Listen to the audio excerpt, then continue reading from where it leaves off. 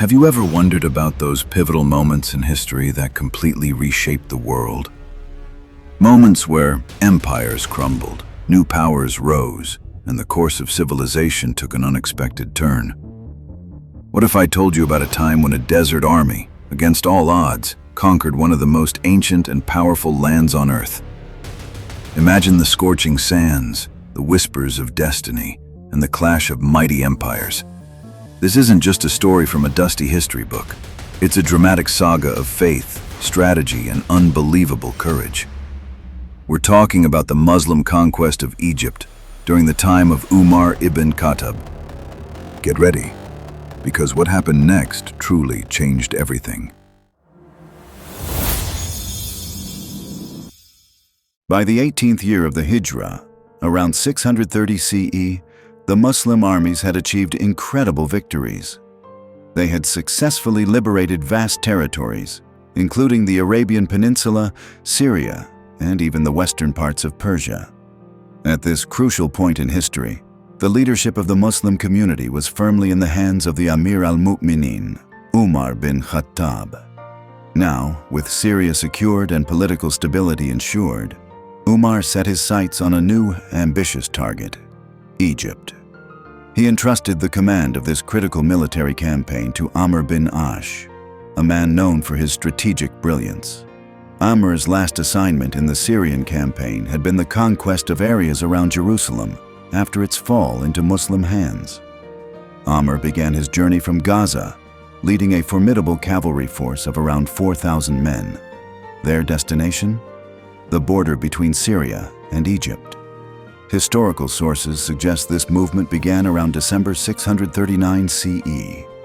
Egypt itself is an ancient land lying on the southern coast of the Mediterranean Sea. It has long served as a vital bridge between Africa and Asia. The Nile River Valley, which runs through Egypt, allowed civilization to flourish from the time of the pharaohs through Roman rule and eventually into the Muslim era. That's why many call Egypt the gift of the Nile. Over the centuries, Egypt saw shifts in authority. It was once part of the Ptolemaic Empire, later annexed by the Roman Empire under Emperor Augustus.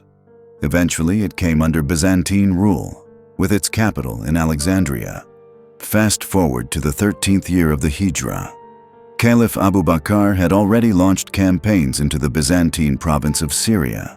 These efforts continued under Umar bin Khattab, who now turned his attention toward Egypt. As Amr bin Ash reached Rafah, he received a message from Umar. The letter contained a surprising order: delay the campaign as the forces were deemed too small. However, if they had already entered Egyptian territory, the campaign must continue. Amr had already crossed into Egypt at Al-Arish. Remarkably, the city fell without resistance. No attacks were made on its inhabitants, and no forced conversions occurred. The first military engagement would occur at Pelusium, west of Al-Arish. Egypt's strategic location between Syria and the Arabian Peninsula made it geopolitically crucial in the Middle East. Economically, it served as a vital trade route, acting as a gateway from Asia into North Africa. Its fertile land made it a major grain producer, supplying Constantinople itself. These advantages were the driving force behind Umar bin Khattab's decision to send a military expedition. Amr bin Ash was considered the perfect commander for this operation. Having traded in Egypt multiple times since his youth, he had an intimate knowledge of its cities and routes. The Muslim contingent pushed west towards Pelusium, Al-Farama, estimated to have arrived in late December 639 or early January 640 CE. The Muslim forces faced the formidable fortress of Pelusium, known as the Gateway to Eastern Egypt. Despite weakened walls from a Persian attack in 616 CE, the fortress still held strong for nearly 2 months. Around mid-February 640 CE, Huzaifa bin Walid led a unit that successfully breached the fortress wall. Pelusium became the second city in Egypt to fall. After securing Pelusium, the next target was Bilbais, located on the eastern edge of the Nile Delta. Upon arrival, Amr bin Ash offered the defenders 3 choices: embrace Islam, pay jizya, attacks for non-Muslims, or face war. After negotiations failed, the Muslims laid siege to the fortress. The assault on Bilbais was difficult, but by the end of March 640 CE, the city fell. Despite fierce resistance, there were no massacres against the inhabitants. After resting his troops, Umar moved toward Babylon. By May 640 CE, the Muslim forces reached Babylon, strategically located at the eastern edge of the Nile Delta. Today, Babylon is part of modern-day Cairo. The fortress was heavily fortified, marking the next major challenge for Amr bin Ash and his forces. The Babylon fortress was heavily fortified, with walls 15 meters high and 2 meters thick. It was garrisoned by a Byzantine force that outnumbered Amr bin Ash's troops significantly. The defense was led by Augustulus Theodorus, who chose a defensive strategy, allowing the initiative to remain with the Muslims. In May 640 CE, Amr bin Ash reached Babylon but couldn't approach due to a large trench and enemy defenses. The Muslim forces faced a protracted siege. Amr sent detachments to capture surrounding towns like Fayum and Oxyrhynchus, but only succeeded in some. Realizing the need for reinforcements, Amr sent a letter to Medina. Meanwhile, Umar bin Khattab had already dispatched Zubair bin Awam with 4,000 elite troops. Zubair, a close companion of Prophet Muhammad, declined the offer to be supreme commander but played a key role in the campaign. By July 640 CE, Zubair's forces arrived at Heliopolis. Amr shifted his focus to this city, located about 15 kilometers from Babylon. Known as the City of the Sun, Heliopolis was an ancient hub dedicated to the worship of Ra. With the reinforcements, the Muslim forces now numbered around 12,000. The battle erupted, and Amr divided his forces into 3 units. One attacked from the rear, breaking the Byzantine formation. The Byzantines retreated southward, but were intercepted by another Muslim unit. Zubair scaled the city walls, opening the gates for the rest of the Muslim forces. By nightfall, Heliopolis had fallen. This victory marked a turning point, as native Egyptians began supporting the Muslims against Byzantine oppression. Following the fall of Heliopolis, Amr directed his forces back toward Babylon. The Byzantine forces grew more aggressive but were outmaneuvered by Muslim strategies. Heavy casualties were inflicted on the Byzantines, forcing them to retreat within the fortress. On December 20th, 640 CE, the Muslims launched a massive assault. Zubair found a weak point in the defenses and infiltrated the fortress. By morning, the Babylon fortress had fallen, using a similar strategy to Khalid bin Walid's capture of Damascus. With Babylon under Muslim control, the next major challenge awaited. Alexandria, the provincial capital and last Byzantine stronghold. Built by Alexander the Great around 300 BCE, Alexandria had seen the rise and fall of several great empires: Ptolemaic, Roman, and Byzantine. By February 641 CE, the Muslim forces began moving toward Alexandria with 20,000 troops. Augustulus Theodorus anticipated this and ordered units to slow down the advance. Battles at Tarnut, Sarik, Surbai, and Kiriauna delayed the Muslims but did not stop them.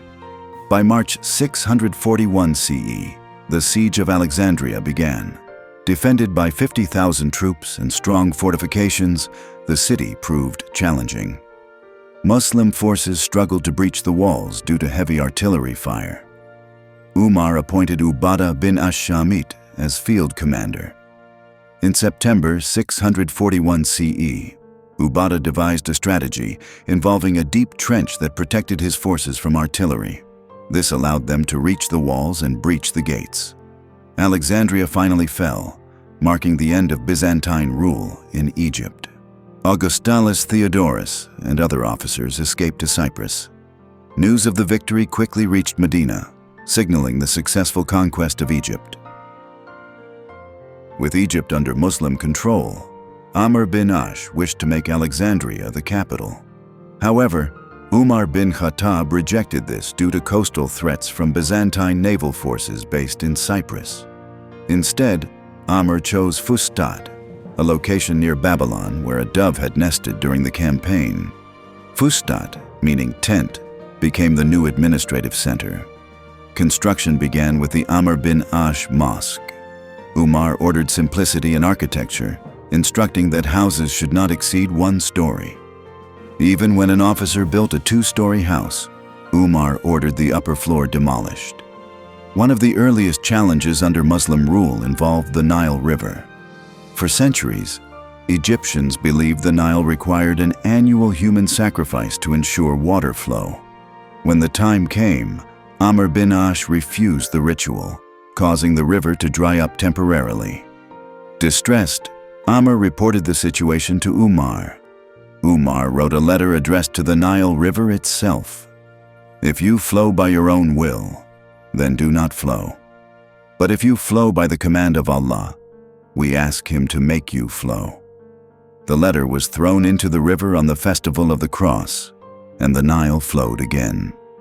Meanwhile, Amr bin Ash decided to expand beyond Egypt. Without consulting Umar, he sent an expedition to Nubia under Uqba bin Nafi. Though 20,000 troops were deployed, they faced skilled Nubian archers who halted their advance. Amr eventually recalled the forces. Turning west, Amr led campaigns into Cyrenaica, Tripoli, and Fezzan. Pentapolis, renamed Barca, and Fezzan surrendered peacefully, agreeing to pay jizya. Tripoli, however, resisted and was taken through a clever infiltration via a water passage. Amr informed Umar of his progress and expressed readiness to move further west. However, Umar ordered him to consolidate forces in Egypt, fearing possible Byzantine retaliation from Cyprus. By the second half of 641 CE, the Muslim forces had successfully taken Alexandria. With this victory, Egypt was fully under Muslim control, marking a significant step in expanding across North Africa. Amr bin Ash wanted to make Alexandria the capital, but Umar bin Khattab rejected the idea. Coastal cities were vulnerable to Byzantine naval attacks. Instead, Amr chose Fustat, named after the tent where a dove had nested during the campaign. Fustat quickly developed into a thriving city. The construction of the Amr bin Ash Mosque symbolized the Islamic presence. Umar emphasized simplicity in design, ordering that the mimbar be level with the congregation. Houses were restricted to 1 story. A fascinating story emerged regarding the Nile River. Under previous rulers, Egyptians performed a yearly ritual sacrificing a girl to appease the Nile. Amr refused this practice, and for a time, the river dried up.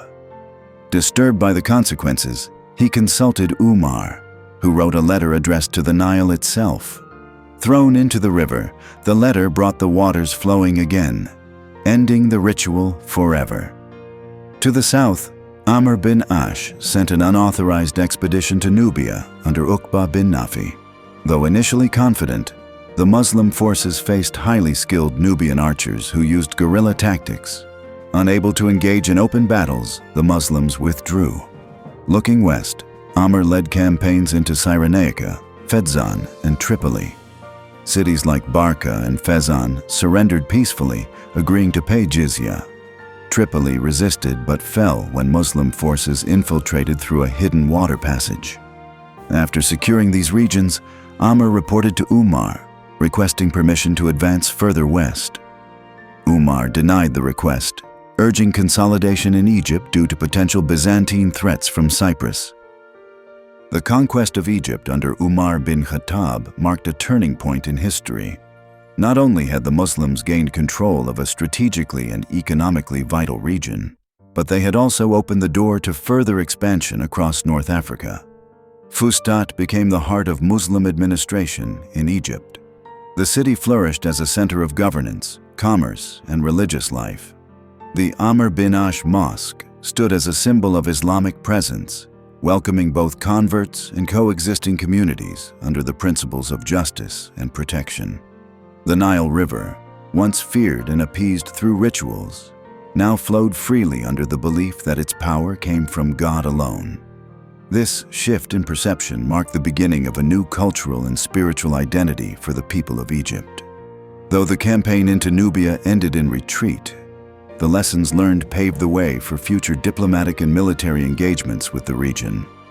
Meanwhile, the successful expeditions into Cyrenaica, Tripoli, and Fezzan extended Muslim influence across North Africa. Under Amr bin Ash's leadership, supported by the guidance of Umar bin Khattab, Egypt became a cornerstone of the growing Islamic state. The conquest was not just a military achievement, it was a foundation for a new era of unity, prosperity, and faith. And so, the legacy of this remarkable campaign endured, shaping the destiny of Egypt, North Africa, and the wider Islamic world for centuries to come.